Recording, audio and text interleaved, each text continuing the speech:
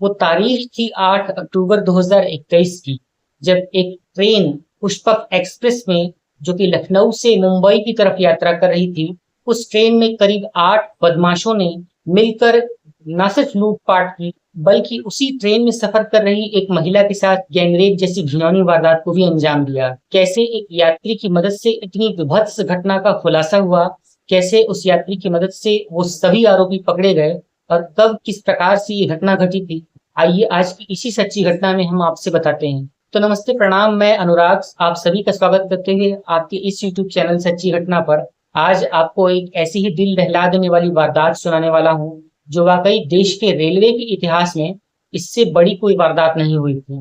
इससे पहले आपने कई सारी वारदातें सुनी होंगी, लेकिन आज की जो घटना है ये आपके मन को हिला कर रख देगी। तो चलते हैं वीडियो की तरफ। वक्त का इत्तेफाक कहें या फिर किस्मत की लेखनी कि 8 अक्टूबर 2021 वो दिन था जब रात के 8 बजे 8 बदमाश उस रेलवे स्टेशन पर रुकते हैं जिसे महाराष्ट्र के औरंगाबाद जिले में इगतपुरी नाम से जाना जाता है। इस इगतपुरी स्टेशन पर जब ये बदमाश उस ट्रेन में चढ़ते हैं तो वहां पर वो एक ऐसे सामान्य यात्री की तरह व्यवहार करते हैं जैसे कि वो भी ट्रेन में यात्रा करने के लिए आए हों। तब तक सब कुछ सामान्य चल रहा था, लेकिन जैसे ही वो ट्रेन इगतपुरी स्टेशन को छोड़कर आगे मुंबई की तरफ बढ़ने लगती है, तुरंत ये सभी अपराधी अपने असली रूप में आ जाते हैं और अपने अंदर छिपाए गए कई सारे असलहे, औजार और हथियार निकालकर उस ट्रेन के D2 बोगी में यात्रा कर रहे सभी यात्रियों को डराने और धमकाने लगते हैं, उनसे मारपीट करने लगते हैं, उनसे छीना झपट करने लगते हैं। आलम ये था कि वो सभी यात्री जो अब से कुछ देर पहले तक इन सभी 8 आरोपियों को, इन सभी 8 बदमाशों को एक सामान्य यात्री समझ रहे थे, अब वो इनके असली रूप को देखकर बहुत हैरान, परेशान और बहुत डरे हुए थे।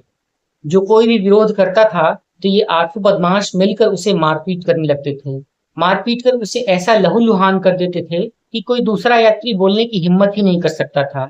दोस्तों, जब पुष्पक एक्सप्रेस की D2 बोगी में यात्रा कर रहे सभी यात्रियों को ये पता चल गया कि ये सभी बदमाश हैं और यहाँ पर इनका कोई भी जोर नहीं चल रहा था, तो वो सभी 17-18 डरे सहमे यात्रियों ने उन सभी अपराधियों की मांगे स्वीकार कर ली। और मांगे ये थी कि वो सभी उनके अपने अपने मोबाइल, गहने और कीमती सामान, जेवरात और पैसे वो सब उनके हवाले कर दें। डरे सहमे यात्रियों ने जब देखा कि कोई मदद नहीं मिल सकती है और वो इन बदमाशों के आगे बेबस हैं, तो उन 17-18 यात्रियों के पास जितना भी कैश, रुपया, गहने जेवरात और मोबाइल फोन्स थे, वो सारे उन्होंने उन बदमाशों के सुपुर्द कर दिए। यहाँ तक तो बात ठीक थी। अब इसके बाद वो बदमाश अगली स्टेशन का इंतजार करने लगे और वो ये सोचने लगे कि जैसे ही अगली स्टेशन आएगी हम उतर जाएंगे। हद तो तब हो गई जब उसी स्लीपर बोगी में यात्रा कर रहे कुछ महिलाओं से भी इन बदमाशों ने बदसलूकी करने का प्रयास किया। और जब कुछ यात्रियों ने इस बात का विरोध किया, जब कुछ यात्रियों ने शोर मचाने की कोशिश की, तो बदमाशों ने उनका ऐसा हाल बिगाड़ दिया कि बाकी के सभी यात्री डरे सहमे चुपचाप बैठे रहे और उनके साथ जो कुछ भी हो रहा था बस वो उसे झेल रहे थे। और एक बदमाश स्लीपर के मेन गेट पर जाकर खड़ा हो गया ताकि जब कोई दूसरा व्यक्ति दूसरी तरफ से इस बोगी में आने का प्रयास करता था तो वो कुछ ना कुछ बहाना बना देता था, उन लोगों को रोक देता था और उन्हें अंदर नहीं आने देता था। कुछ इस प्रकार से उस स्लीपर की D2 बोगी में इस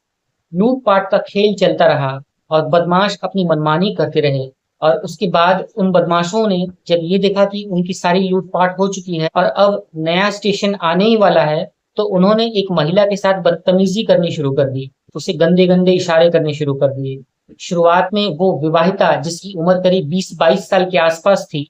वो तो चुपचाप रही, इस घटना को सहन करती रही। लेकिन जब बदमाशों के इशारे, बदमाशों के हौसले और ज्यादा बढ़ गए तो उस महिला ने विरोध किया। और जब उस महिला ने विरोध किया तो उसकी देखा देखी उसके पति ने भी उसका साथ दिया और इन दोनों पति पत्नी ने उन बदमाशों का जमकर सामना किया। लेकिन जैसे ही बदमाशों ने ये देखा कि वो महिला और उसका पति विरोध कर रहे हैं, तो बदमाशों ने सबसे पहले उस महिला के पति को पीटना शुरू कर दिया और पीटते पीटते उसका सर तोड़ दिया और उसे इतनी बुरी तरह से लहूलुहान कर दिया। उस घटना को देखकर सभी यात्रियों की घिघी बन गई और वो महिला डरी सहमी अब उनसे मिन्नतें करने लगी कि उसे छोड़ दीजिए, मुझे माफ कर दीजिए, मुझसे गलती हो गई, मेरे साथ ऐसी हरकत मत कीजिए। लेकिन अब उन बदमाशों ने छेड़छाड़ और गंदे इशारों को करना छोड़कर उस महिला को खींच लिया और खींचकर उसी स्लीपर की बोगी में उसके साथ गैंगरेप करने लगे। एक-एक करके सभी बदमाशों ने उस महिला के साथ गैंगरेप किया और उसके बाद जब वो महिला की इज्जत लुट चुकी, तो उन्होंने उस महिला को डराते धमकाते हुए और उस बोगी में यात्रा कर रहे सभी यात्रियों को बड़ी बुरी तरीके से डराया और ये कहा कि अगला स्टेशन आ रहा है और हम कसारा स्टेशन पर उतर जाएंगे, लेकिन अगर तुम में से किसी ने भी शोर की तो हम तो पकड़े ही जाएंगे, लेकिन पूरी बोगी को खून से लहूलुहान करके जाएंगे। और असलहे के दम पर वो सभी यात्रियों को डरा धमकाकर अपने इरादों में कामयाब हो जाते हैं और कोई कुछ नहीं बोलता। लेकिन जैसे ही स्टेशन करीब आने वाला होता है और ये बदमाश अब उतरने वाले होते हैं, इसी बीच एक यात्री ने जब देखा कि जीआरपी का एक जवान स्टेशन के प्लेटफॉर्म के पास घूम रहा है, तो उसने उसे तुरंत ही अपनी उंगली से इशारा कर दिया और कुछ इस प्रकार से इशारा किया जिसे वो जीआरपी का जवान तुरंत ही समझ जाता है।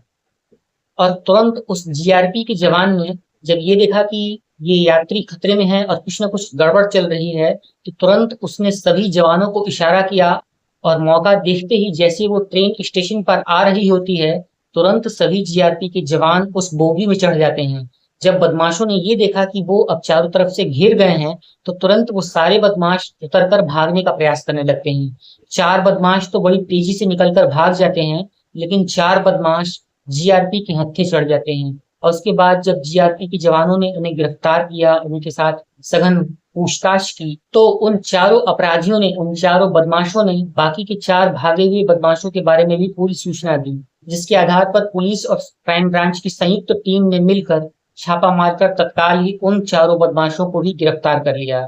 दोस्तों, उस महिला के साथ जो गैंगरेप हुआ था, उस महिला को और उसके पति को तत्काल मेडिकल के लिए एक प्राइवेट हॉस्पिटल में भेज दिया जाता है और पुलिस ने उन सभी के बयानात को दर्ज किया, उन सभी डरे सहमे यात्रियों के बयानों को दर्ज किया, जिसमें पुलिस ने कड़ी से कड़ी धाराओं में मुकदमा दर्ज किया, जिसमें 376 D, 354, 395, railway act 37, railway act 153 और ऐसी कई संगीन धाराओं में पुलिस ने मुकदमा दर्ज किया और उन्हें न्यायिक मजिस्ट्रेट के समक्ष प्रस्तुत किया, जहां पर पुलिस और सभी ज्वाइंट टीम ये प्रयास कर रही है कि इन सभी 8 अपराधियों को कड़ी से कड़ी सजा दिलवाई जाए और इस प्रकार की जो दुर्घटना घटी है, इस प्रकार का जो वारदात रेलवे के इतिहास में पहली बार घटा है, दोबारा कभी भी ना घट सके। इधर एक यात्री गुलफाम अली, जिनकी उम्र करीब 25 साल के आसपास है, उन्होंने ये बताया कि जैसे ही वो 8 बदमाश जो एक सामान्य यात्री की तरह दिख रहे थे, वो ट्रेन में घुसे, तो हमें इस बात का अंदाजा ही नहीं था कि वो हमारे साथ किसी प्रकार की मारपीट या इस प्रकार की कोई हरकतें कर सकते हैं। लेकिन जैसे ही ट्रेन इगतपुरी स्टेशन को छोड़कर आगे कसारा की तरफ बढ़ने लगती है, तो वैसे ही सभी बदमाशों ने अपने जेब से, अपने छिपे हुए कपड़ों के नीचे से औजार और असलहे निकाल लिए और हमें डराना धमकाना शुरू कर दिया। दरअसल वो सभी बदमाश पिए हुए थे और नशे में धुत थे और उसके बाद उन सभी बदमाशों ने यात्रियों के साथ मारपीट की, उनके साथ दरिंदगी की और उनके साथ एक ऐसी दिल दहला देने वाली वारदात को अंजाम दिया, जिसे पुष्पक एक्सप्रेस के वो सभी यात्री शायद फिर कभी भी नहीं भूल पाएंगे। दोस्तों, इस तरीके की घटना रेलवे के इतिहास में बहुत कम ही सुनाई पड़ती है और इस तरीके की घटना जो निकल कर हमारे सामने आती है, ये हमें कहीं न कहीं जागरूक करती है और कहीं न कहीं हमें ये इशारा देती है कि जब भी हम बाहर निकलें तो सजग रहें, सचेत रहें और किसी भी प्रकार की अनहोनी के प्रति हमेशा अपनी नज़र गड़ाए रखें और हमेशा अपने आप को सुरक्षित जगहों पर और अपने आप के साथ हमेशा ध्यान बरतें, सावधानी बरतें।